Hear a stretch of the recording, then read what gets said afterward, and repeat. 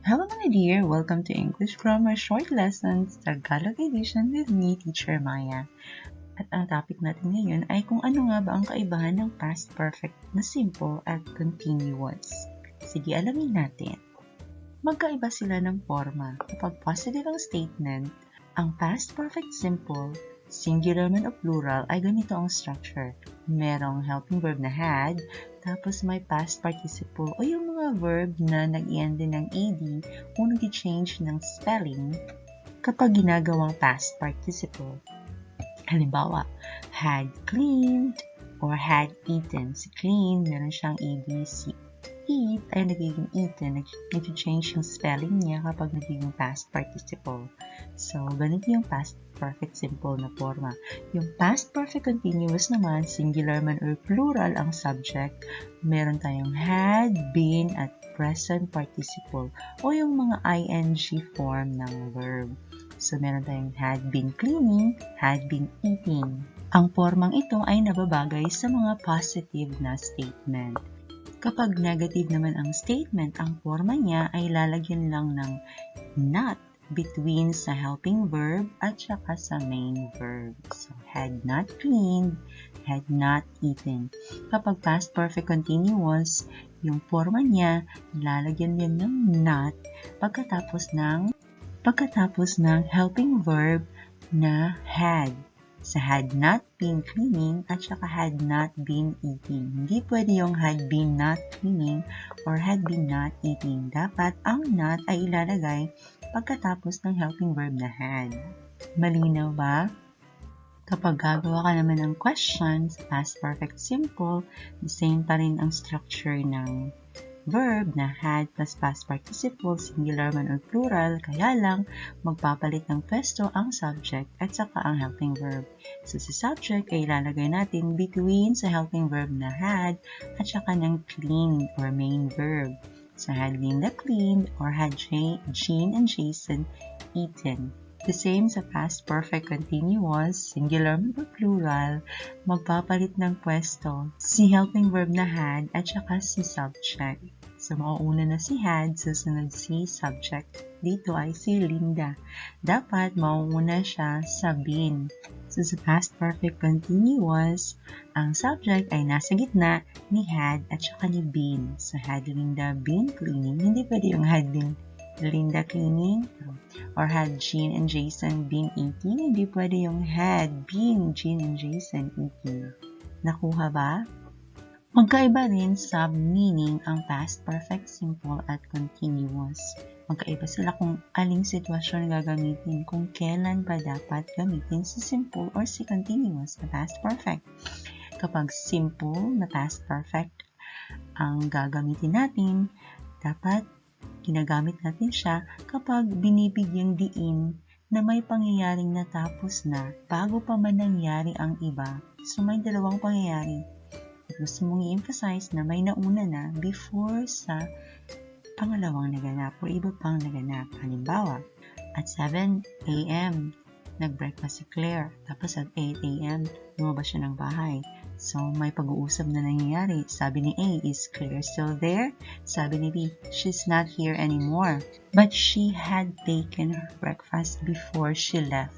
So, nakaalis na siya pero nag-breakfast na siya before siya umalis. So, kapag hindi sequence yung pagkakasabi natin, kapag sinasabi natin, nauna natin sinabi yung pangalawang nangyari, tapos gusto natin sabihin na may nangyari before that, so si past perfect ang structure ng naunang nangyari. Iba pang halimbawa, Claire went to your house but you had gone to the mall. So, pumunta si Claire pero nakaalis ka na. So, nauna nangyari yung pag-alis mo bago si Claire nakarating sa bahay niyo. Claire followed you to the mall but you had already left.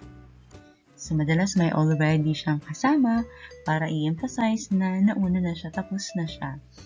Claire went to the cinema but the show had already started when she arrived. So, nung dumating siya, nag-start na may nauna nang nangyari. So, sa mga naunang nangyari bago pa man may ibang nangyari sa past, yung mga naunang nangyari ay gagamitin natin ng past perfect simple, yung mga naunang natapos. So, gagamitan natin siya ng past perfect simple para ma-emphasize natin na ito pala yung nauna bago pa man may sumunod. Klaro ba? Si past perfect continuous naman ang gagamitin natin kung gusto mong bigyan ng focus na may nakitang resulta sa past na nangyari dahil sa naunang kaganapan or action sa past. At ang resultang ito ay naganap kahit di pa natapos ang previous action. Halimbawa, pumunta ka sa town yesterday, nakita mo doon, basa yung ground.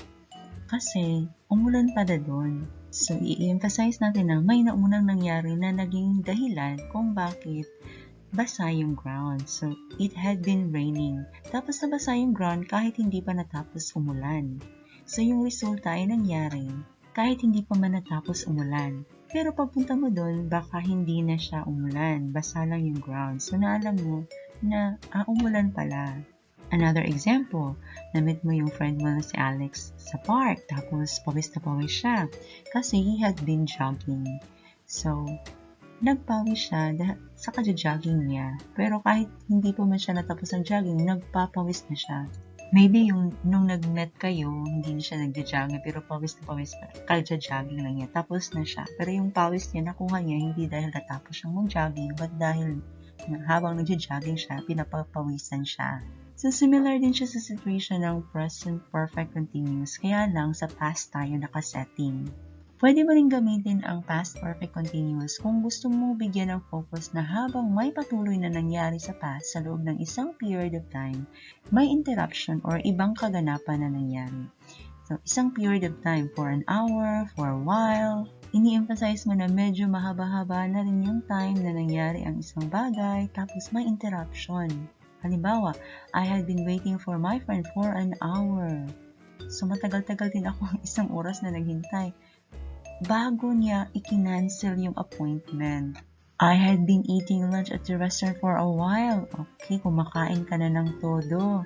Bago mo naalala, wala ka palang wallet. Tapos, malapit ka nang matapos kumain. Hindi ka kakain lang. Nag-enjoy ka nang kumain for a while ka nang kumain. So, yan, kapag emphasize mo sa past na yun ang nangyari, may ongoing na nangyayari sa loob na ng isang period of time, bago may iba pang nangyari or yung mga interruption or iba pang kaganapan kahit hindi pa natapos yung unang ginagawa or unang pangyayari, may ibang nangyari in between niya.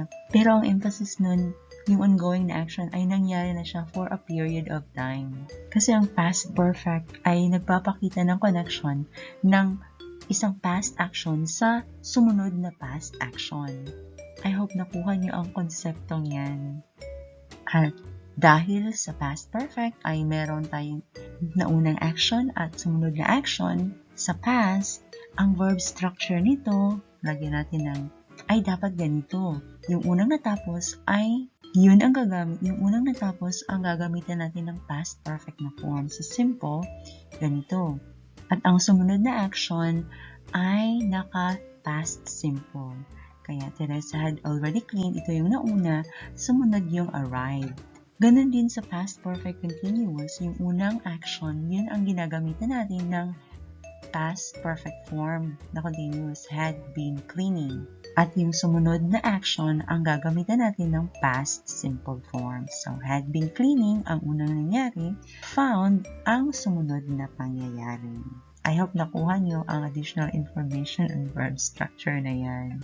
At yun ang pinakakaibahan ng past perfect simple at continuous. I hope may na-learn na naman kayo sa short lesson na to.